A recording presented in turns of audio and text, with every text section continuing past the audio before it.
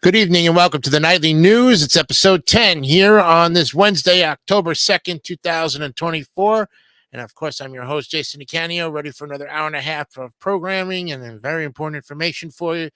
And we hope that you had a great October 1st, because now we're ready for October 2nd, which is today. And as you can see on our ticker, we're ready to go. And we also have some important information to talk to you about later on in the program. Today, our top three articles go like this. If you see this three-word phrase in a text, delete it immediately. It's very important because it's a scam, and we want you to be safe while you are on your phone. Autumn versus fall. Why Americans say fall and not autumn. Yes, we're going to be looking at that as we are, of course, officially into the fall season of autumn. But which is right to say? Is it autumn or fall? We'll find out. And here's an interesting question. This is what the O in o'clock stands for. You know, when you say 10 o'clock, 11 o'clock, o'clock, 12 o'clock, that sort of thing. Yes, we will look at that article and tell you what the O actually stands for, what holiday is today, and of course, the motivation, plus headlines and other important information, all coming up. And of course, Versus premieres every Tuesday and Thursday at 9 p.m. on StreamYard, where you'll be able to vote for your favorite particular thing that we're going to be contrasting. Could be, I don't know, Chips Ahoy versus Oreos, something of that sort. Last time on the program, it was yesterday, it was Jersey Mike's and Jimmy John's sub sandwich shops. Yes. All right. So we are ready to go here. Also, too, we have Wipe Those Tears tonight at 9 o'clock in about 2 hours. The Tier Masters will be ready to continue on the NES games. We also have important information to pass along to you as well. We've just found this out. So we want to know if anybody knows any more information about it. We'll talk about it in the important information. Saturdays with Wjay and Wjay every Saturday night at 9 p.m. And, of course, you can catch us this Saturday, October 5th. We'll be back. What color? We haven't decided yet on the color. Whatever color we come up with, we'll let you know. Okay? And that's about it for now. Let's go to the headlines for October 2nd, 2024. On a Tennessee street hit hard by Helene flooding, strangers show up to help. Across eastern Tennessee, people are connecting on social media to help clear out ruined furniture, scrub off mud, and deliver jugs of water so people can flush toilets. Yes, very sad. After helping in war and quake zones, this restaurateur feeds residents hit by Helene. Jamie McDonald has provided meals in Ukraine and Turkey as a volunteer with World Central Kitchen. Now he's partnering with the global charity led by Jose Andres to feed residents in Asheville. The fight over who writes the history of modern China. As China celebrates 75 years of Communist Party rule, there is a fight over who gets to tell the history of those years. The party would prefer to make sure the story is a positive one and is exerting power to control that narrative. One high-profile example of that is playing out far away in California. John Leguizamo went into super sleuth dad mode to help his son learn Latino history. America does not function without Latino immigrants, Leguizamo says. His new 3-part PBS docuseries, Voces. Yeah, instead of voices, Voces. American Historia highlights Latino contributions to American history and culture. A court blocks a couple from suing Uber over a crash, citing terms and conditions. An appeals court sided with Uber, ruling a couple can't sue over a near-fatal car crash because they had agreed to Uber's arbitration clause. Their lawyer is worried about a slippery slope. How Iran's missile strike on Israel appears to have hit some targets. Videos posted online suggest that 2 air bases were targeted by multiple incoming missiles. The strike appears to have been more sophisticated than one earlier this year. This disabled woman built a career. A federal program that helped now penalizes her. Supplemental security income provides the medical care that lets people work, but its rules are complex and out of date. Hurricanes contribute to thousands of deaths each year in the U.S., many times the reported number. The death toll reported from an average tropical cyclone is 24, but the true toll is maybe 300 times higher, and the losses stretch for years after the storm passes.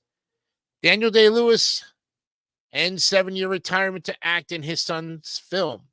The 3-time Oscar winner announced the end of his acting career in 2017. The new film, Animaon, will be directed by the actor's son, Ronald Day-Lewis, from a script that the pair co-wrote together. Israel's military fights Hezbollah in Lebanon as it vows to respond to Iran's missiles. The Middle East is bracing for a wider war as Israel fights in Gaza and Lebanon, and Israel promises a strong response to Iran's missile strikes. Nintendo shows off Mario, Zelda, and 135 years of history in a new Kyoto museum. The Nintendo Museum opens in Kyoto, Japan today. Mario and Zelda creator Shigeru Miyamoto never expected the company to make the museum, since it has an ethos of letting its games speak for themselves. Fact-checking the Vance-Walz debate and Biden to assess North Carolina after Hurricane Helene. J.D. Vance and Tim Walz faced off in last night's vice presidential debate. NPR has fact-checked their claims and broken down the details, and Biden will assess North Carolina's recovery after Hurricane Helene. Hurricanes are dangerous far from the coast. Communities are struggling to prepare. Coastal cities often bear the brunt of hurricanes, but as Hurricane Helene showed, extreme rainfall can be life-threatening hundreds of miles away. October 7th anniversary weighs heavy as Jews enter the High Holy Days. The anniversary of the October 7th attack on Israel takes place during the Jewish High Holy Days. It's a time of ending things that need to be ended in order to begin things that need to be begun. And who is the real J.D. Vance? And 4 other takeaways from the vice presidential debate. Vice presidential candidates are unlikely to make a fundamental difference in this election, but there were some takeaways from an interesting night. A Cambodian reporter who exposed scams is charged over online posts. The U.S. State Department said it was deeply troubled by the recent arrest of Mek Dara, an award-winning Cambodian investigative reporter who exposed online scams and corruptions. A Texas man is executed for fatally stabbing twin teenage girls in 1989. Garcia Glenn White, 61 years of age, was the 6th inmate put to death in the U.S. in the last 11 days. His execution comes shortly after the U.S. Supreme Court rejected 3 last-ditch appeals. NPR fact-checked the Walz-Vance vice presidential debate. Here's what we found. J.D. Vance and Tim Walz debated on Tuesday. The sparring was mostly collegial, but a number of points on the key issues required additional context or corrections. Vance leaves the cat and dog claims behind as he battles Walz over immigration.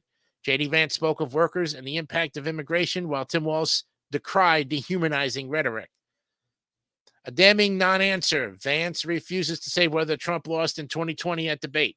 Democratic VP hopeful Tim Walz called his response a damning non-answer.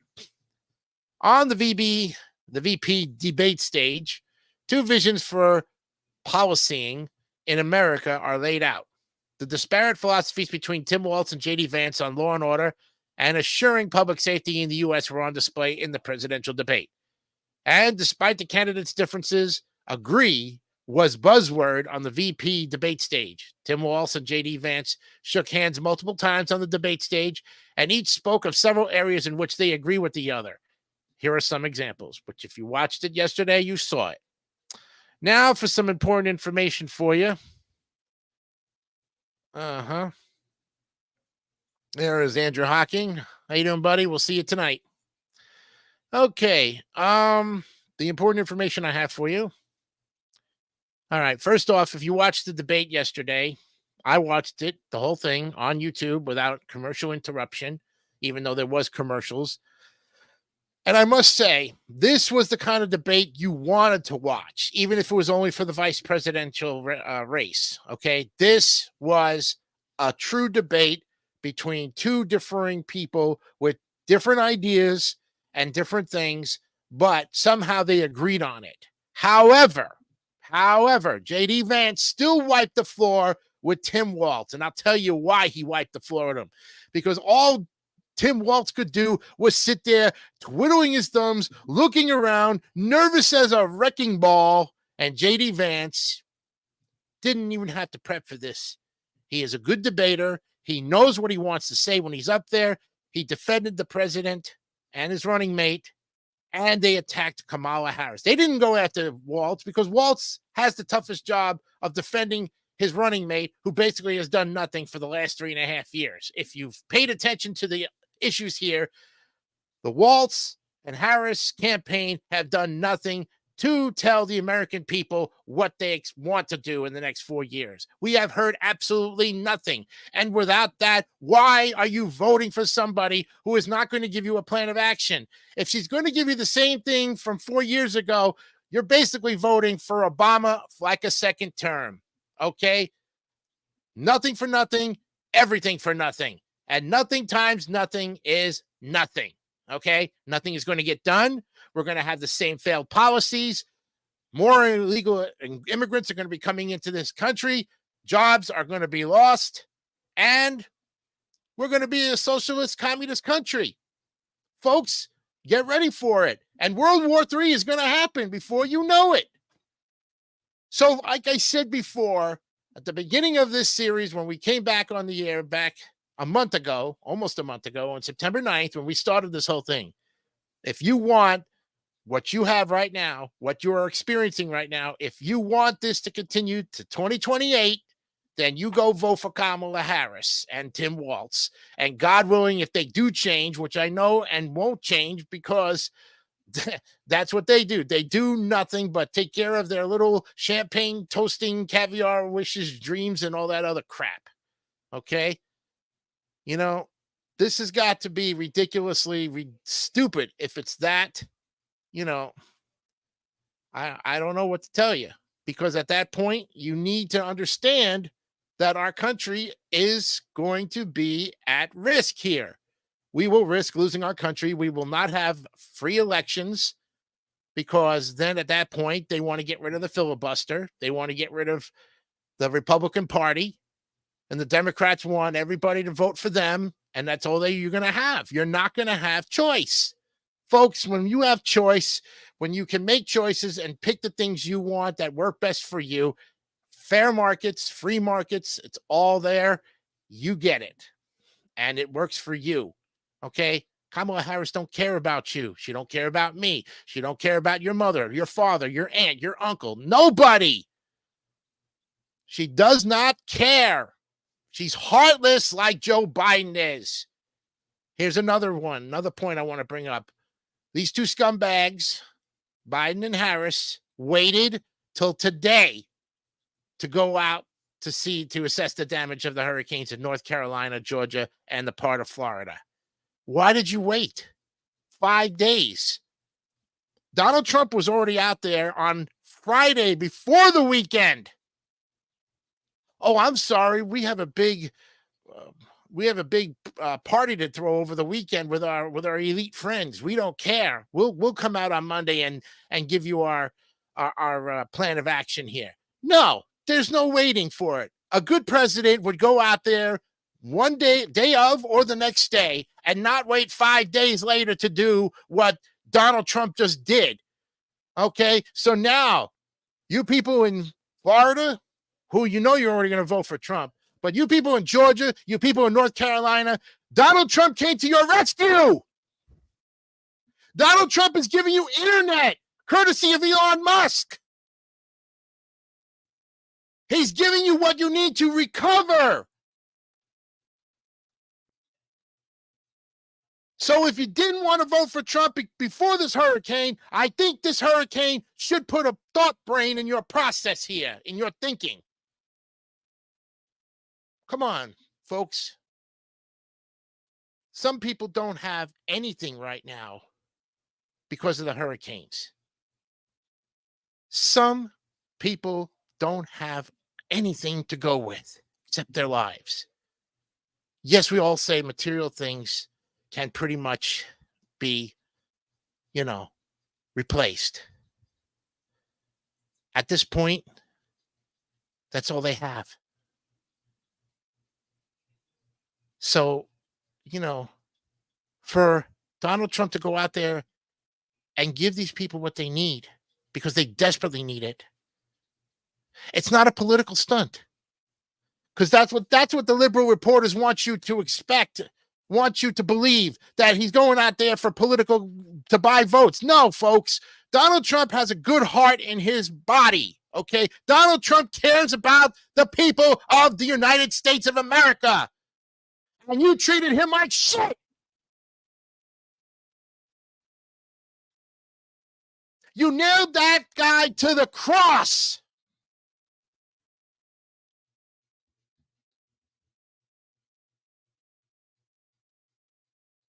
And you should be ashamed of yourselves for it. You should be ashamed of yourselves for it.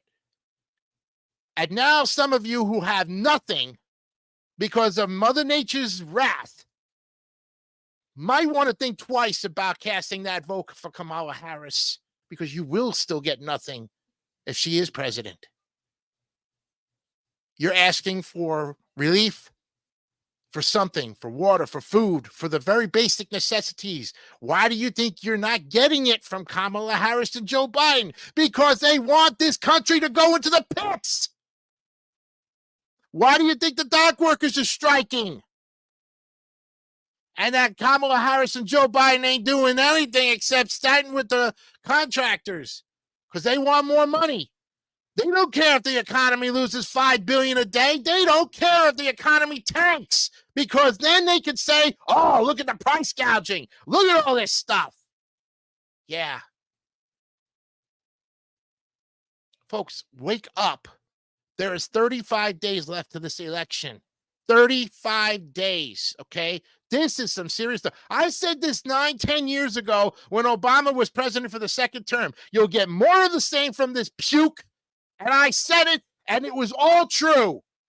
But I had people fact-checking me left and right even 9, 10, 12 years ago, saying, Jason, you have no idea. Obama's a great president. He's going to help us. Yeah, I didn't get overtime after 2008, okay? That's when he started cutting benefits and perks, okay? You lost out on overtime. You lost out on holiday pay. You lost out on a lot of stuff. That trend started 12 years ago. Because the economy was in a tank, man. It was failing under the Obama policies. Even though Obama is not a radical, Marxist like Kamala Harris is, he still thinks on the left side. He still thinks like a liberal Democrat who wants to screw this country into the ground. And any person who wants to screw this country into the ground does not deserve anything. And is not a true patriotic American to this country. When you destroy this country, you destroy the hardworking individuals that kept this country free. When you destroy the military, the very people who fought for freedom. You don't value freedom if you believe the Harris policies. What did she do for 3.5 years? You don't value freedom. You don't value prosperity and public safety and peace. But you'd rather have violence and chaos and mayhem and corruption, fraud.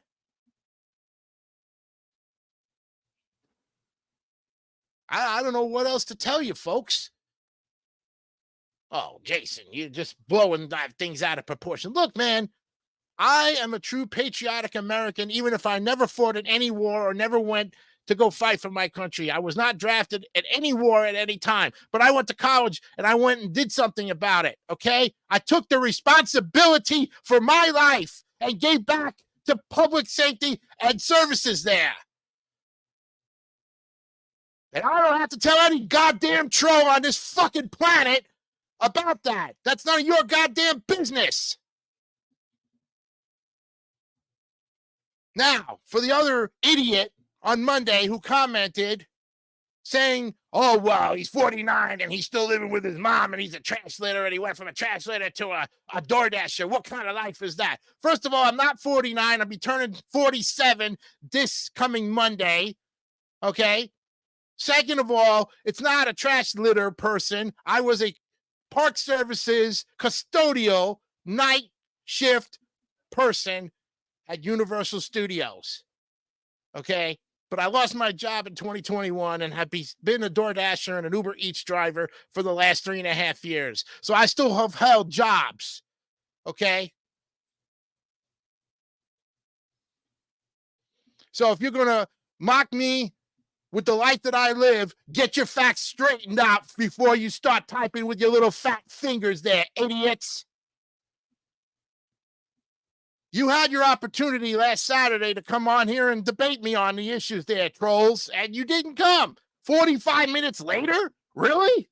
Is that when you decided to come out there and then make your stupid ass comments? No. Ain't gonna happen. I've given you opportunities. And like the cowards that you are, you yellow belly sucker asses, this is how you get treated. And until you finally wise up and realize, why don't you take defeat for once in your life and leave us the hell alone? We're just trying to give you news and information, and you want to come in here and you want to start shooting your mouth off about how I destroyed my life for 14 years. You don't know what I did in 14 years. All you got on is what I told you, and you twisted it around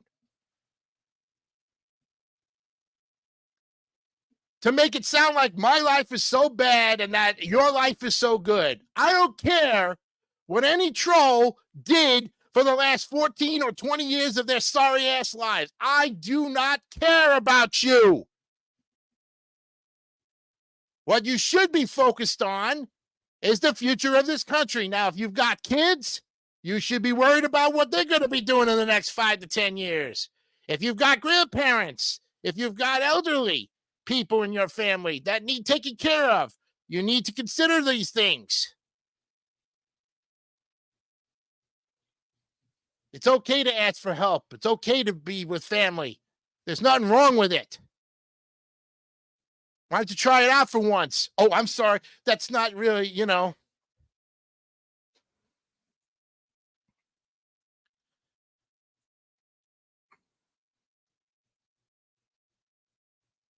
Look, I'm not taking comments. The only ones I'm not even exposing comments. This is not the show of comments. So for the Gators guy, for Matty S, I don't care. I don't care if you're a troll or not. You're a past person. You're toxic to me because at that point, it doesn't matter. All right? I have my true supporters. I have my true fans, and that's all that matters. So to the guy who keeps making it, Gators, please stop commenting. Okay, we don't want your comments in this. This is not a commenting show. You had your opportunity to come on Saturday and comment all you want and express how you really felt. And I still would have said, I don't care if you're a troll or not. As far as I'm concerned, you're a past person who was involved in something maybe you shouldn't have never even got involved with. As I don't want to deal with people of the past anymore except my family. Because as far as I'm concerned, I know who my true friends are. I know who you are. The 444 people I have on my friends list, I cut about 130 off of my friends list due to the fact that either they passed away or they just don't talk to me no more. And that's fine. Some of them closed their accounts on Facebook due to the fact that they didn't want to be on Facebook anymore. And that's fine too. But I really trimmed a lot of people out of my circle of Facebook friends. And, at that point, you got to clean up sometimes and realize it's time to move forward. And if you can't move forward and you continue to live in the past, then you've got problems. You've got issues. They're not my issues, and they're not anybody else's issues. They're your responsibility. You need to take care of them. That's the thing. Okay? That's the thing. All right? So that's why I have changed some settings around here on all of my programs that only you have to be a subscriber or a commentary in order to comment on things of that nature, because it interrupts our program. This is the program where we coming in here to basically do what we had to do to give you the information. We appreciate, but at the same time, talking about things from 14, 15 years ago is irrelevant. And the guy who keeps saying that I mooch off my mom and I live with my mom and I got a sad life. Sorry to burst your bubble there, but in this tough times right now, probably the best thing is to be with family and to take care of everybody. Take care of each other. You have a responsibility, then you keep to that responsibility and you worry about yourself. Don't worry about me, okay? Because when I'm not here, it don't matter. Life goes on.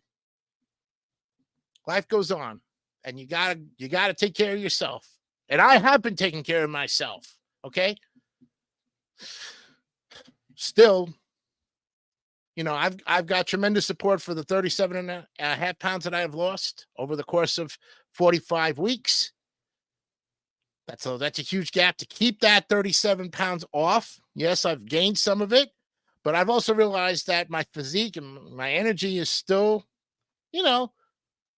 I have good days and I have bad days and I get tired because we got hot heat out here.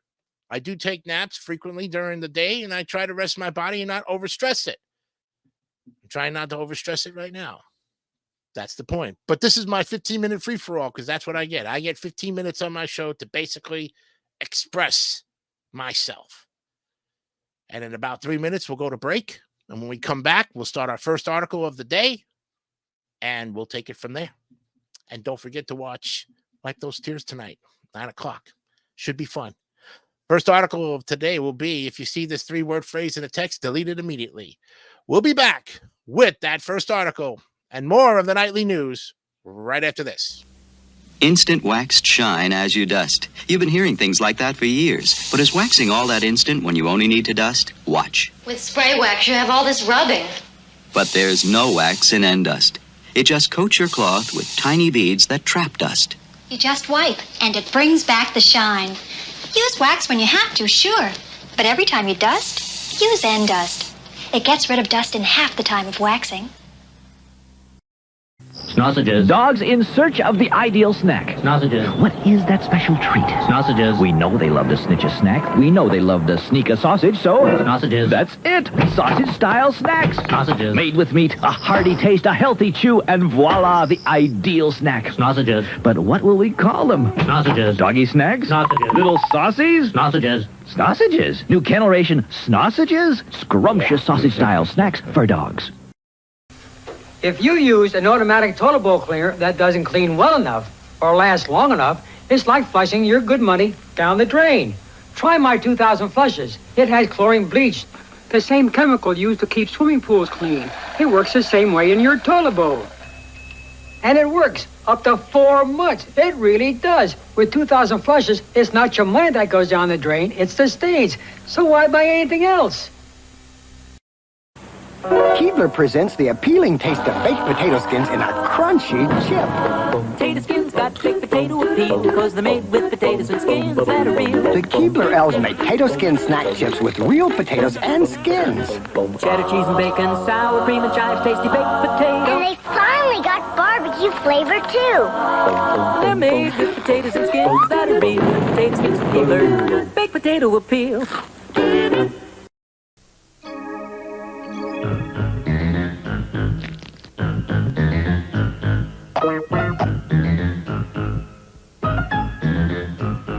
New family members mean new responsibilities and new needs for life and health insurance protection.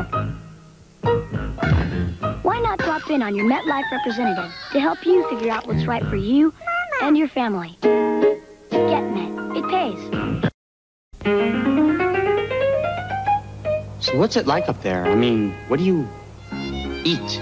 Great burgers from Roy's. Roy Rogers? This is heaven. This quarter-pound cheeseburger combo with large fries and medium soft drink is just $2.99. Great deal. But you don't actually cook anything? You must be thinking of the other place. Oh, I like this place! All right, welcome back to the Nightly News. Ready to go for the first article of the day. And it's, if you see this 3-word phrase in a text, delete it immediately. Mark Saltzman is the author of this great article. Most of our articles come from the Reader's Digest. Sometimes they'll come from Wikipedia, depending. Also, we'd like to extend our condolences to the Amos family. John Amos passed away. But They did not announce his death back in August. They waited a couple of months and announced it today. He did pass away at the age of 84, but I guess for privacy reasons, they didn't announce it to the press until 2 months later. So whatever the case of the reason, he did pass away on August 21st of this year. Okay, so there is the clarification we want to make sure that you know, because the Wikipedia has it as August 21st of this year. So these 3 words are a red flag that you might be dealing with a text scammer. And here's what you need to know. You weren't born yesterday, so you know to delete a threatening text message that claims to be from the IRS. And your spidey sense starts to tingle when a text says you need to confirm your credit card number in order to receive a package. Nice try, scammer. But if you don't know about a certain 3-word phrase that scammers rely on, you could be at risk of falling for a scam text. It may seem like a perfectly harmless phrase, heck, even a friendly one, but you should be on guard if you receive a text that contains the 3 words, "Would you kindly?" Now, even the single word kindly may be a red flag. What's the big deal? Isn't the sender just trying to be polite? Well, that's what the scammer wants you to think. Read on to learn why you should proceed with caution and how to handle that text before it's too late. The word kindly is simply something we don't use in our common vernacular in the U.S., as they say, says Tim Bajaran, a 40-year-old veteran technology analyst and the chairman of the San Jose, California-based market research company Creative Strategies. You'll often hear it used in countries with British influence, perhaps once a colonial country where English isn't their mother tongue, such as Nigeria, India, and Pakistan. Because the word kindly is likely used by a foreign national, it's possible and even probable that the message was sent by someone in an overseas boiler room out to defraud you. If you see this word or phrase, it's a red flag, similar to poor spelling or grammar, adds Bajaran, who counts personal computing, cybersecurity, and mobile devices as a few of his core specialties. There's more to be suspicious about than a certain word or phrase or spelling mistakes, notes Doug Shadow, founder of the Fraud Prevention Strategies and former fraud investigator and special assistant to Attorney General's office in Washington State. Really, any communication that you get that's unsolicited, whether it's a text or robocall, social media message, or email, should make you highly suspicious, he says. If you didn't initiate this correspondence, chances are it's a scam. Shadell, who also directed AARP's Fraud Watch network for 30 years, says that scammers know consumers are on to them more now than ever, so they've shifted tactics. Now a common opener is seemingly innocent message that says something like, "Did I miss you today? Hi, how are you?" Or "I'll be late for the meeting." Then, says Shadell, when you write back to ask who it is or tell them they've got the wrong person, they will try to defraud you in some manner. These conversation starters are used to gain your trust and friendship, reports the FTC. At some point, the sender will ask you to invest in cryptocurrency or say they're in a jam and ask you to send them gift cards, but it's all just a scam. The rule of thumb is to just delete the text or emails that are unsolicited. If it's an imposter message, like someone claiming to be from, say, Bank of America or the IRS, never click on the link or attachment, warned Shadell. If you're not sure if it's legit, you should independently log into that account with your own login and password, not what was sent to you, to see if the institution truly was trying to contact you.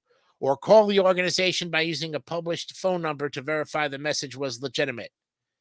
Yes, while you might not think reporting fraudulent emails or texts is effective, Shadell says it's important for one reason. Law enforcement needs to know the extent of the issue to be able to devote more resources to stopping scammers. And here are other ways to fight back against the scammers. Use your mobile carrier's tool to catch and quarantine robocalls and spam calls like Verizon's Call Filter, AT&T Active Armor, and T-Mobile's Scam Shield, or opt for third-party options such as Truecaller, RoboKiller, or NomoRobo. The advent of AI may improve the spelling and grammar of the fraudster, so always remember that if you didn't ask to be contacted, chances are the message is a scam, even if it's written in perfect English.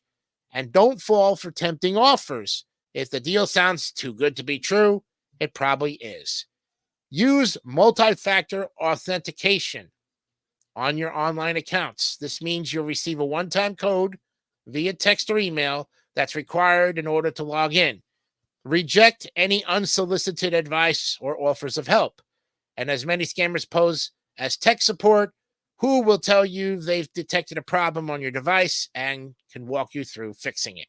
There you have it. The experts and why to trust the Reader's Digest, because they get their facts from legitimate areas too.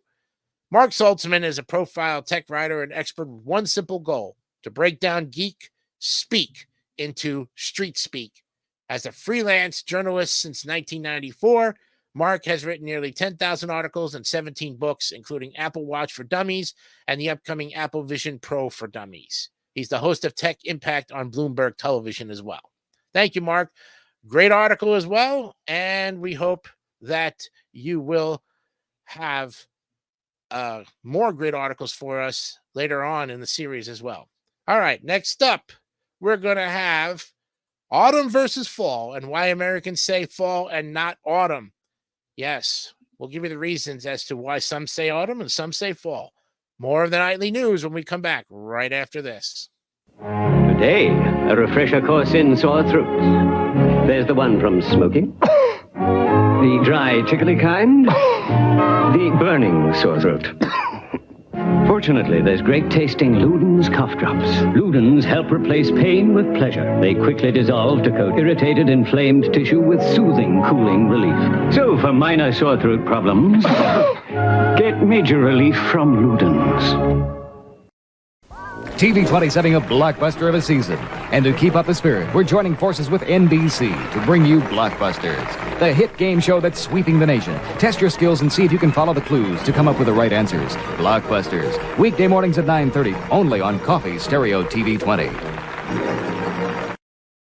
Okay, you get home from school, you want brownies. What are you gonna do? You're watching cartoons. You want brownies. What are you gonna do? Here's what you do. New ready-to-microwave fudge brownies. From Pillsbury. Out of the fridge. Into the microwave. 5 minutes. Moist, chewy brownies anytime. Right, Timmy? Right, Bubby. And hey, all you gotta clean up is Timmy. New refrigerated, ready-to-microwave fudge brownies. Here, in the dairy case. In trying to make an artistic statement, one should be careful not to let one's personal aroma do the talking. In order not to offend the critics, I recommend Right Guard Sport Stick. It provides maximum protection and the freshest scents, a sublime palette of odoriferous emanations. After all, a true artiste should be remembered for his inspiration, not his perspiration. Right Guard Sport Stick. Anything less would be uncivilized.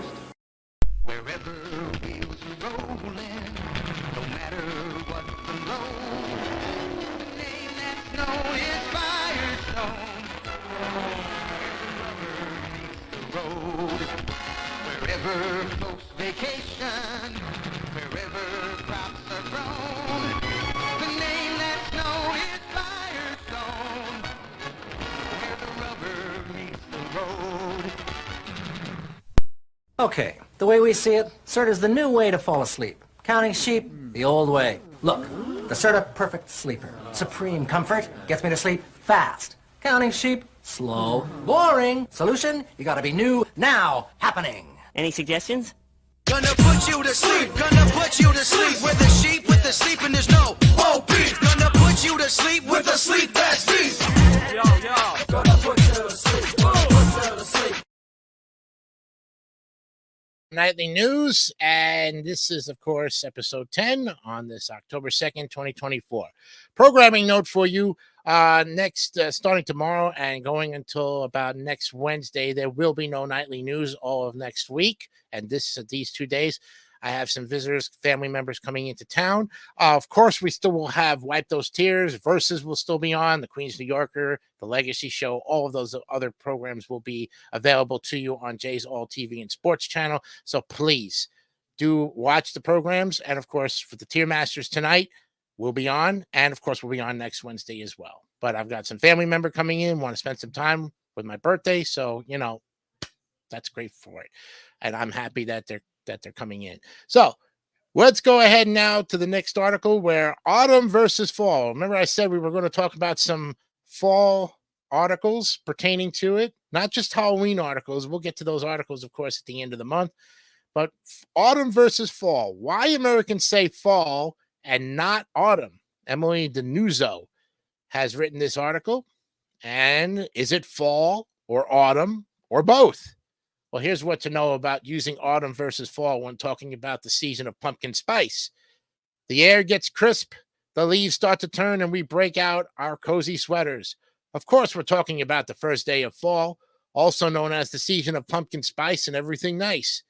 But like the falling leaves and cooling temperatures, there's a debate that happens every year, autumn versus fall. Although both refer to the same season, Americans tend to say fall more than autumn. Why is that, though? Is there some unspoken grammar rule we don't know about? If fall is your favorite season, whether for the tart, crisp apples or autumn foliage, you'll want to know what we've learned about the word autumn versus fall. Keep reading to find out the details. The pre-winter of apple cider and colorful leaves goes by either autumn or fall. The words are synonyms. Fun fact, neither is the oldest term for the season. As Merriam-Webster points out, harvest is the earliest name, and it was in use before the 12th century. It led to some confusion, though. After all, harvest referred to both the time people usually harvested crops and the actual harvesting of crops. Now, autumn, a word dating back to the late 1300s, became popular as an alternative. The word fall likely stems from the fall of the leaves or falling of the leaves, phrases poets used according to Merriam-Webster. Now, people shortened the phrase to the single word fall in the 1600s. The English Empire grew, followed by the eventual independence of the United States. From there, time, distance, and new freedom contributed to the many differences in English spoken in America and Britain. Fall is the word of choice in the United States, and autumn is the go-to in Britain. Although both fall and autumn stem from England, autumn was more widely used for a long time, though both have seen their popularity rise and fall. Come on, did you really think we'd pass on the pun? It wasn't until the 1800s that American English and British English took the unofficial stances on these words. It's still unclear why America clings so strongly to fall. Some speculate it has to do with daylight savings time, as in spring forward, fall back. The good news, it's acceptable to use either autumn or fall when referring to the season filled with brightly hued trees and fun fall activities, like visits to the apple orchard and pumpkin patch. And if you want to be more formal, you could choose autumn for both speaking and writing. There you have it, friends. A great article, and Emily DeNuzzo has more than 6 years of experience writing for publications and brands about everything from health and wellness to food and money. She's a data-informed, creativity-led writer who's combined strategy, research, and originality into her work. Yes, she puts all of that into her great articles. Thank you, Emily, for another fantastic article. I use the word fall and, so there you go. What a great way to go for it. All right, when we come back, we'll look at our third article. And in this case, it's going to be, this is what the O in o'clock stands for. We'll be back with more of the nightly news right after this. Twizzlers make me very happy. I love the way they taste so chewy. Twizzlers make me very happy. We love the way they taste so fruity, so chewy, so happy and oh so juicy. Twizzlers make me very happy. Twizzlers make your mouth so very happy. Oh, so happy. Well, I've heard of all fantastic things on this earth, but this, joke is wild. That's the Massachusetts State Lottery. This is the most unbelievable story that you probably ever heard in your life. Did you ever hear of a place where you could put down $1 and they'll give you $2,500? And instantly, that's the maximum prize. Instant, $2,500. And you're sitting in the house doing nothing, you could win it the first time, a second time, a third time. You could win 3 times on the same dollar. I can't control myself. Look how I'm choking while I'm talking to you about it, because I can't believe it. My brother-in-law buys nothing. He bought this. It's our job as official spokes candies of the new millennium to choose a host for the big New Year's bash in Times Square. And we want you. What my yellow-bellied friend here is trying to say is we want you, Dick. That's what I said. No, you said we want you. I said we want you. You were begging. I was making a dramatic point. Was not. Was 2. Not. 2. Not. 2. No. Ow. So. I don't think so, guys. What? I was the host of the first millennium. Thanks anyway. Candies. Whew, he does look young for his age. Uh-oh. Guess what day it is? Guess what day it is? Huh? Anybody? Julie, hey, guess what day it is? Oh, come on, I know you can hear me. Mike. What day is it, Mike? Leslie, guess what today is? It's hump day. Woo-hoo! Ronnie, how happy are folks who save hundreds of dollars switching to Geico? I'd say happier than a camel on Wednesday. Hump day! Get happy. Get Geico. 15 minutes could save you 15% or more. No matter who's dealing the cards. Brand new deck of cards, all shuffled and cut. The Sharks are in it to win it. We are on our way. Higher! Everything they did is lower! Lower than a 10, a 3. Yeah, higher than a 4, and it is! Higher than the 2, the 3! I'm absolutely speechless. I gotta go all the way! Yahoo! Welcome to Card Sharks. Card Sharks, Card Sharks. Card Sharks, today at 4:30 on Buzzer. Your soap is... Ugh. And your body wash is a synthetic detergent. But you're not a dish. You're a man. Switch to Dr. Squatch Natural Soap for Men. For men who build things. Open pickle jars on the first try. Slay dragons. And let their daughters braid their hair. Men who like to feel good and smell... titillating. Dr. Squatch takes you places you never thought you'd go. Naked. All right, welcome back to the nightly news here. Almost at the other program that was on for about almost a year there. All right, episode 10 is still on here. It's 46 after the first hour here. We've got the third article coming up, and then of course we have the holiday and the motivation of the day coming up in the last 15 minutes of the program. We might get out of here at 8:15 tonight. So that's a good thing, because then we got to prepare for Wipe Those Tears coming up at 9 p.m. We have a good show. Hopefully you'll pretty much have a good time with us for the 2-hour program. Okay. All right. Let's go to the next article, which is, this is what the O in o'clock stands for. All right. Now, you're wondering what this O in the o'clock, what's it mean? Well, Joanne Laguerre is going to give you this article. Yep. And we say the word multiple times a day, but what does it really mean? Two linguists took the time to explain this fascinating origin of o'clock. Brat, whale eye, barbicore. In today's fast-moving world, it can be tough to keep up with all the new words we read or hear. But what about the words we use every day without a second thought? Take the term o'clock, for instance. Have you ever asked yourself, what does the O in o'clock stand for? The punctuation mark after the O and before the clock signifies that something is missing. The apostrophe is taking the place of one or more words or letters. But which words or letters got the boot at some point in history? I talked to two linguists to find out. Read on to learn what the O in o'clock stands for and how the word evolved throughout history. The answer might surprise you. Though some folks think that the O in o'clock stands for on the, it actually comes from the phrase of the clock.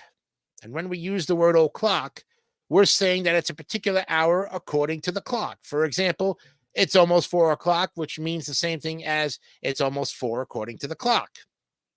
According to the Oxford English Dictionary, the phrase of the clock can trace its origin back to 1384, and this coincides with the growing popularity of mechanical clocks in Europe, the first of which we thought to have been built between 1270 and 1300 in northern Italy and southern Germany. Now, before this, time was often measured by sundials or shadow clocks. As clocks became more prevalent, of the clock became a standard way to indicate time. Now, these days, no one says, I'll meet you at 6 of the clock. We say, see you at 6 o'clock. The Oxford English Dictionary cites 1419 as the first known use of the contraction o'clock, just a few decades after the debut of the phrase of the clock. So how did of the clock morph into o'clock? As they do with many cumbersome words and phrases, people naturally shortened of the clock to o'clock for quicker and easier communication. Because it's a set phrase for telling time, it's not surprising that it got shortened over time because we're saying it fast, says Ann Curzon. She's a PhD, professor of English, linguistics, and education at the University of Michigan. As Michael Adams, PhD, who is a professor of English and linguistics at Indiana University, explains, the abbreviation makes sense when you understand how the English language evolves. It's unusual for English speakers to retain a lot of words in unstressed positions in a phrase, he says. In one of the clock, you've got two unstressed words there, the of and the. And it is an invitation to a type of abbreviation. So it's not one of the clock, but 1 o'clock. You get that nice alternating rhythm there, which is so typical of the cadence of English. As literacy increased and written language became more standardized, the shortened form of o'clock took hold. Part of what you have here is that because these are early enough, the spelling comes to reflect the pronunciation, adds Curzon. And now that you know what the O in o'clock stands for, you may wonder where the clock comes from. Here's a fascinating fact for you. It has roots in Christianity. See, the earliest mechanical clocks were in church towers and indicated the time by striking a bell, calling worshipers to mass or prayer. And the Latin word for bell is colloca. Sound familiar? Some people refer to time in terms of chimes. If you are a monk or a nun, you think of time in terms of bells because the bells will toll. And if it's 9 bells, then you know where you're supposed to be praying or singing hymns, says Adams. Eventually, smaller clocks became popular, and more homes could afford them.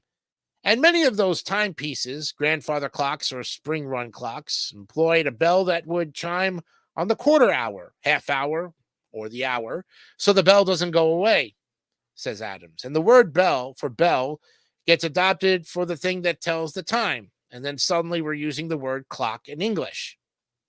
The standard way to state a precise time is by putting a number in front of o'clock. But according to Curzon, by the mid-1800s, you could put a word in front of o'clock as an informal indication of the time of an event. So this is when you'll start to see dinner o'clock, she says. And though Curzon says the phrase wine o'clock is pretty new, the Oxford English Dictionary cites this example from a 1910 San Francisco Chronicle article, I've been here ever since beer o'clock. Here are some other fun expressions that describe time based on an activity or even emotion. Nap o'clock, brunch o'clock, self-care o'clock, party o'clock, movie o'clock, and for all the trolls out there, stupid o'clock, which is every other day of the hour. Today we ask each other, what time is it? In the past, according to Curzon, you could have asked, what o'clock is it? We probably don't have to tell you that you won't find that use in the dictionary anymore. It's now obsolete. But there are other uses of o'clock that have stuck around. And something we still do today, which we have recorded back to the 1700s, is using X o'clock in terms of directions. Curzon says, say you want to alert your friend that their boss is in the restaurant. You could say, he's with the woman in the green dress. Or you could say, he's at 9 o'clock. Remember? We also drive with our hands on the steering wheel in the 10 and 2 o'clock positions, which makes no sense unless you know how we're using those to orient. O'clock isn't the only shortened word with an interesting meaning. Here are some others. Jack-o'-lantern, our term for the light-up, howled-out, grinning symbol of Halloween, originated in the 17th century Britain. You know, at the time, the British often referred to unnamed men as Jack, so a night watchman was sometimes called Jack with the Lantern or Jack of the Lantern. In time, of the was shortened to O. And howdy, well, this greeting is a shortened form of how do ye. Dates back to when we said ye instead of you. Or night, and these and other poetic contractions, the apostrophe replaces the V in over. Imma. This popular slang word actually combines 2 contractions, I am and going to. If you found it fascinating to learn what the O in o'clock stands for, then you probably live in the same time zone as us. And what time is it exactly? Why, it's grammar o'clock. You have it, folks. A funny article, but one that points to ponder on a lot of interesting things. We'll be back with what holiday it is and the motivation of the day right after this. Tire Kingdom tires, tires, tires, tires. If tires are what you need, the lowest price is guaranteed. At Tire Kingdom, the best tires at the best price. No hassle service, and we always treat you nice. Ooh, Tire Kingdom tires, tires, tires, tires. It's yum yum fun that is cool and clean, and its name is the Snoopy Snow Cone Machine. Put ice cubes in and get a snow cone out. It's fun. Yum yum fun is what it's all about. Some assembly required, and you mix the punch flavor. It's yummy Snoopy. It's yum yum fun that is cool and clean, and its name is the Snoopy Snow Cone Machine. Snoopy Snow Cone Machine comes with everything you see here from Hasbro.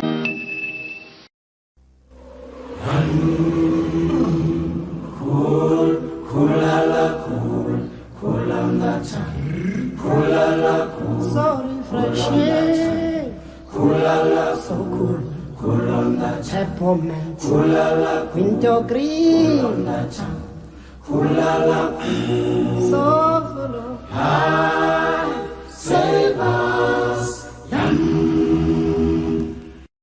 Today you need an oil this good. You need Quaker State. When your engine's this new, you gotta protect your investment. You need an oil this good. When your engine's this old, it needs extra care. You need an oil this good. Small engines work so hard, they demand an oil this good. These motor oils are refined exclusively from Pennsylvania grade crude. Quaker State is so good, it's America's best-selling motor oil. New cars. Old cars. Small cars. Today you need Quaker State. You need an oil this good. Hey, Herbert Fisher. Have you met Herb Grant? Herb Grant, Tacoma. Herb's in the plumbing business. Yeah, I'm all backed up. Herb, you know these bums? Herb Riddick, Herb Kaplan. Hi. So, the wife and kids are good? Herb Jr.'s almost 12. Whoa, next thing you know, there'll be a Herbert Jr. Jr. If it's out there, it's in here. The 9X Yellow Pages. Why would anyone need another? What does it feel like to play, Simon?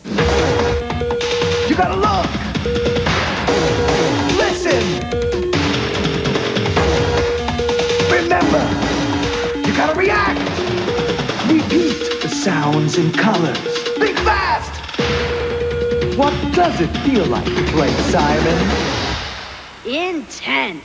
Simon from Milton Bradley, the challenge intensified to the max.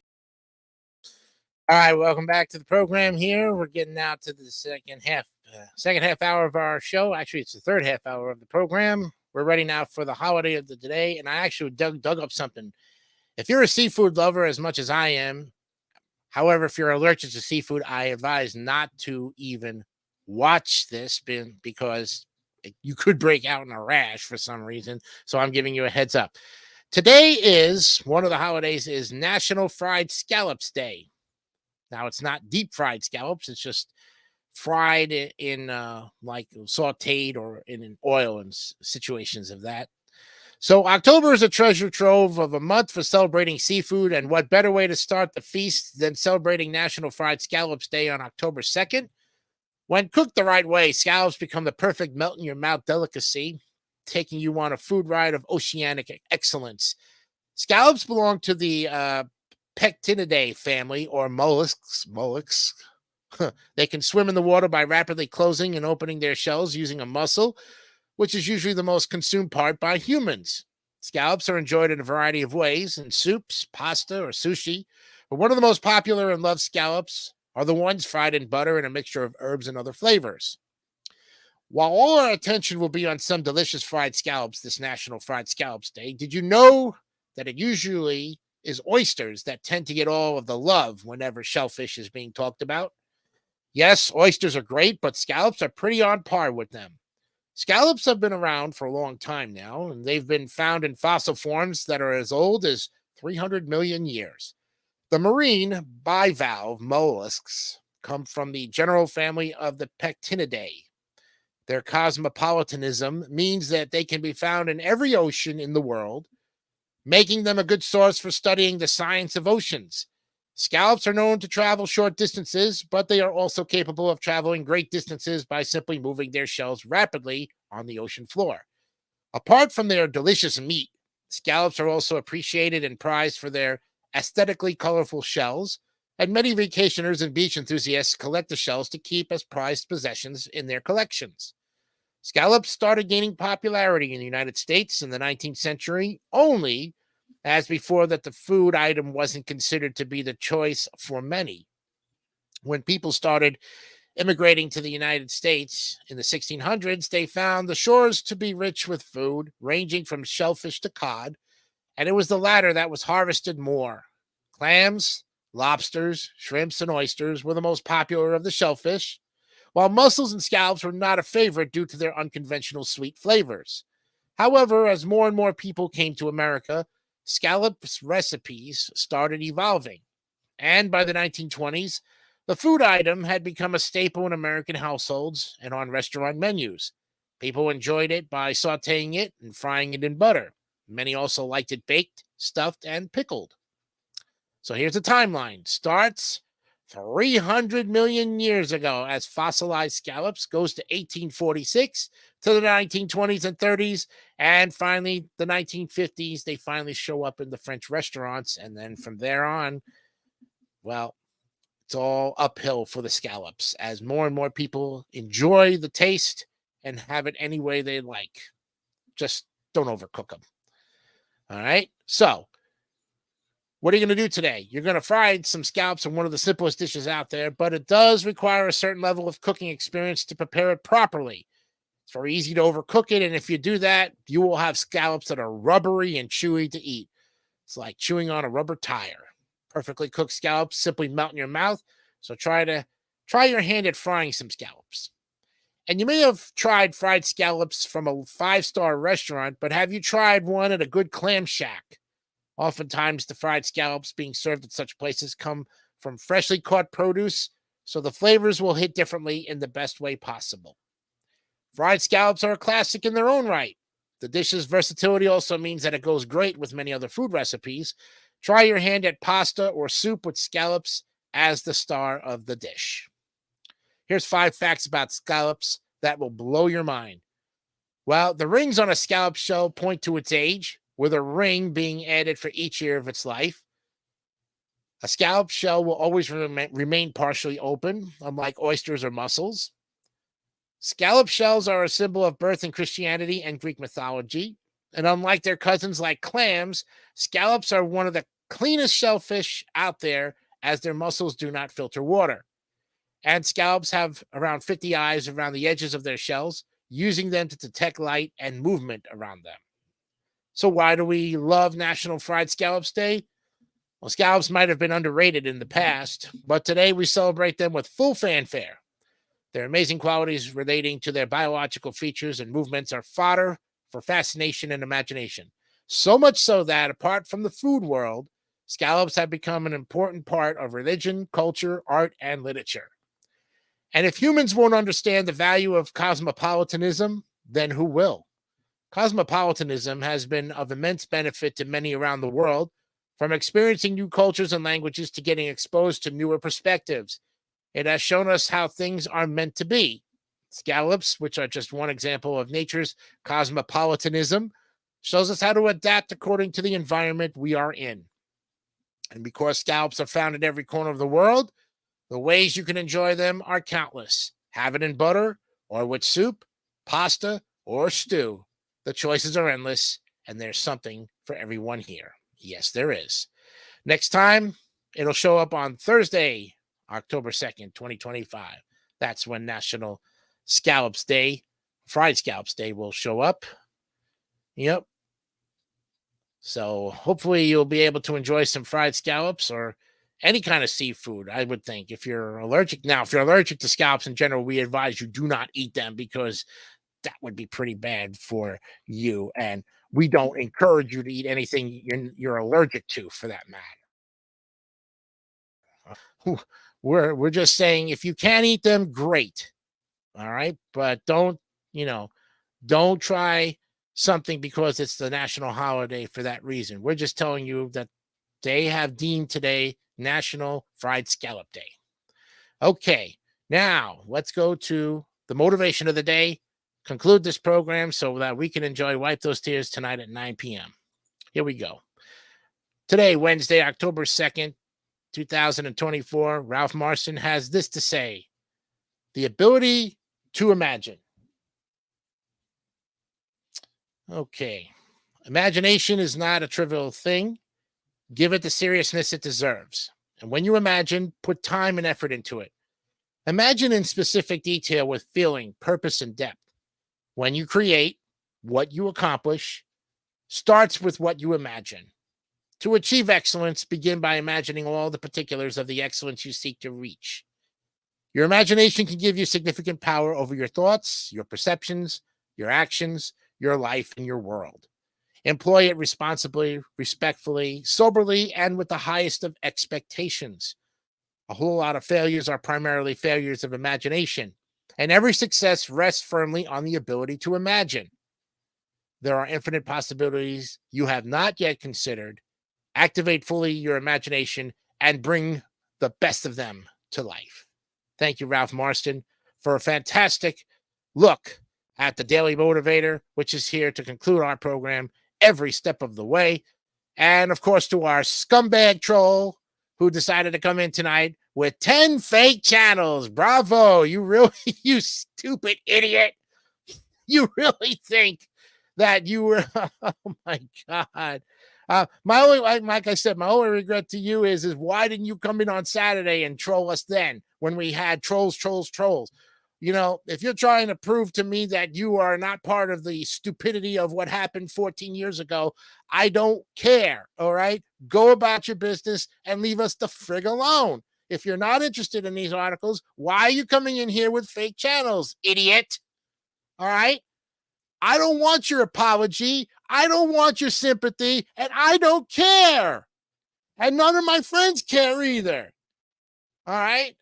But if, you know, so like I said, to this guy who keeps saying that my friend Emu is a cancer to YouTube, Matt, you're the cancer to eBay as a joke. You're the cancer to Price Wars, and you're the cancer to retro media. Okay. Those are the guys you should be going after. And if you still got beef with them, get over it. It's drama. All right. Because at this point, we don't care no more. We don't care. That's it.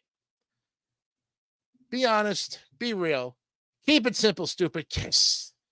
Have a good night, everybody. We'll see you next week on the Nightly News, but we'll see you for Wipe Those Tears coming up in an hour. Till then, I'm Jason DeCanio. Once more, good night from the Nightly News.